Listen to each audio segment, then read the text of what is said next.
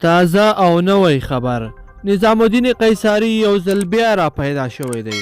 دا چې نظام الدین قیصري چیرته ده او څه کول غواړي، ویډیو را سره تر پایه پورې وګورئ. ګرانو لیدونکو السلام علیکم، وخت مو په خیر. نظام الدین قیصري په مزار شریف کې د جرمني قونسلګرۍ کې دی.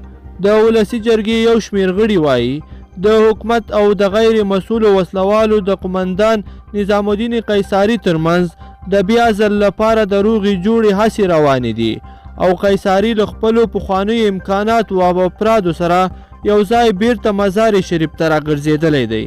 د کابل نیوز د خبر له مخې قیصري دم غړی په مزار شریف کې د جرمني په قونسلګرۍ کې دی.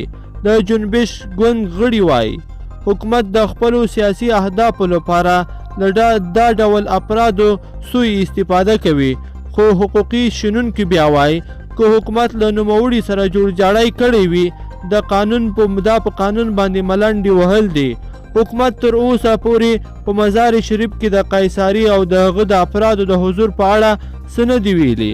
دا په داسې حال کې ده چې قیصري څو میاشتې وړاندې په فراه ولایت کې د افغان حکومت سره په جګړه بوخت و چې په پای کې قیصري په تیښته بریالی شو. ګرانو مینوالو په دې هیله چې ویډیو به مو خوښه شوې وي، که مو خوښه شوې وي نو در سره لایک کړئ او نور ملګرو سره یې هم شریکه کړئ. مننه.